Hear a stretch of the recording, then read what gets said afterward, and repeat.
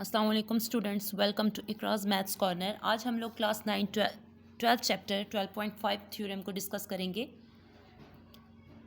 12.5 actually the converse of 12.4। जो मेरे channel पे आप लोगों को 12.4 थ्योरम मिल जाएगा। अगर आप लोगों को ज़रूरत है तो आप लोग सर्च करके देख सकते हो। डिस्क्रिप्शन में लिंक मैं आपको सेंड कर दूँगी। थ्योरम 12.5 में आप लोगों के पास क्या है, वो कहता है वहाँ 12.4 में हम लोगों ने कहा था कि कोई पॉइंट अगर एंगल बाइसेक्टर के ऊपर हो तो वो इक्विडिस्टेंट उसकी आर्म से होता है। ये हम लोगों ने प्रूव किया था।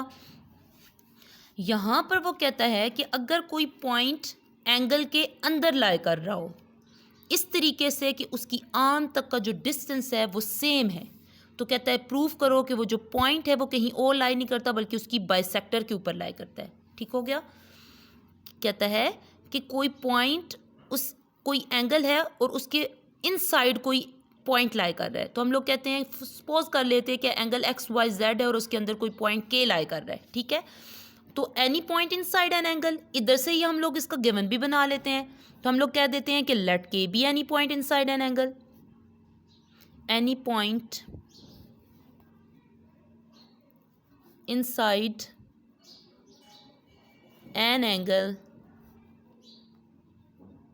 एक्स वाई जेड, इस तरीके से कि वहाँ पे जो उसकी आर्म तक का जो डिस्टेंस है वो सेम है। तो हम लोग ड्रॉ कर लेते हैं के एल को परपेंडिकुलर वाई एक्स के ऊपर, के एम को परपेंडिकुलर वाई जेड के ऊपर। तो draw K L is perpendicular to Y X. गौर से समझिएगा, पूरी वीडियो को देखो, अच्छे से समझ आएगी। कॉपी पेंसिल साथ में उठा लो, नोट करो साथ में। अगर के एल वाई एक्स के ऊपर परपेंडिकुलर है तो सही सोच रहे हो के एम जो है वो वाई जेड के ऊपर परपेंडिकुलर है। K M is perpendicular to Y Z.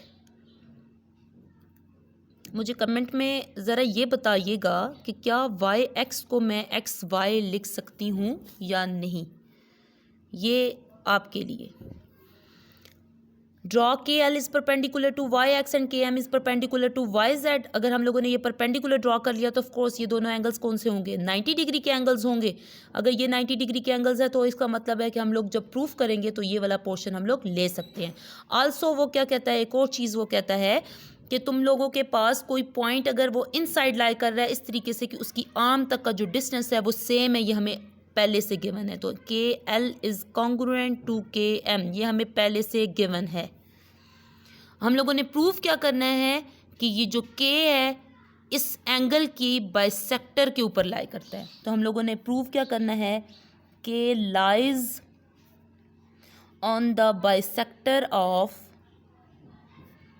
Angle X Y Z. Construction करते हैं। ऑफ कोर्स कंस्ट्रक्शन की नीड क्यों पड़ रही है, और कंस्ट्रक्शन हमेशा डॉटेड लाइन में होती है, इसलिए पड़ रही है क्योंकि लाइन तो है ही नहीं, होगी तो मैं उसको शो करूंगी कि वो के जो है वो बाइसेक्टर के ऊपर है।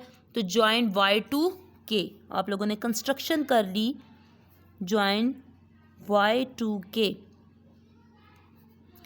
उसके बाद आप लोगों को दो ट्राइंगल्स नजर आएंगी, ट्राइंगल के एल वाई और triangle K M Y.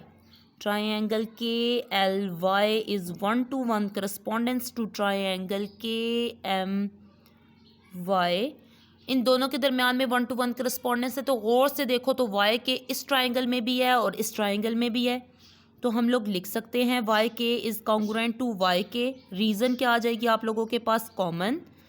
Angle 1 is congruent to angle 2, पहले मेंशन कर दिया था, दोनों राइट एंगल्स हैं, तो रीज़न क्या आ जाएगी, राइट एंगल्स। उसके बाद आपको एक और चीज़ गिवन थी, के एल इज कॉन्ग्रुएंट टू के एम, रीज़न क्या आ जाएगी, गिवन। तीन चीज़ें पूरी, तो ऑफ कोर्स 1:1 करस्पॉन्डेंस किस में चेंज हुई, कॉन्ग्रुएंसी में। पोस्टुलेट की बात आ गई है भाई। इन तीनों चीज़ों को उठाओ और प्लॉट करो। के एल साइड और ये वाला angle, side side angle postulate, side side angle postulate.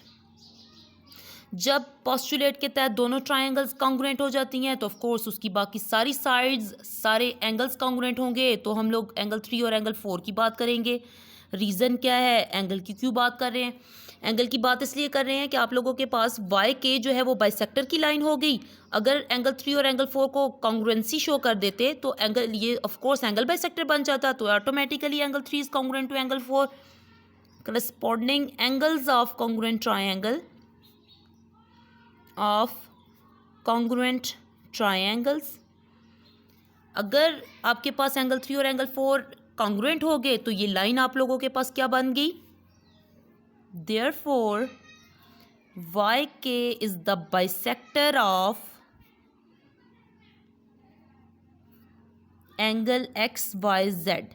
अगर ये आपके पास बाइसेक्टर बन गया तो इसका मतलब है कि ये के कहीं और लाई नहीं कर रहा बल्कि ये इसके एंगल बाइसेक्टर के ऊपर लाई कर रहा है। हेंस के lies on the bisector of angle XYZ, और यही हम लोगों ने प्रूफ करना था। होप सो तुम लोगों को कन्वर्स ऑफ 12.4 समझ आई होगी कि हम लोगों के पास अगर कोई पॉइंट है और वो एंगल के अंदर लाई कर रहा है तो वो इक्विडिस्टेंट भी है, तो हम लोग आसानी से इसको डायरेक्टली भी लिख सकते हैं कि वो उसकी बाइसेक्टर के ऊपर लाई करता है। कमेंट करके ज़रूर बताइएगा कि आपको समझ आ रही है कि नहीं आ रही है। लाइक का बटन ज़रूर प्रेस कर लें। अल्लाह हाफ़िज़।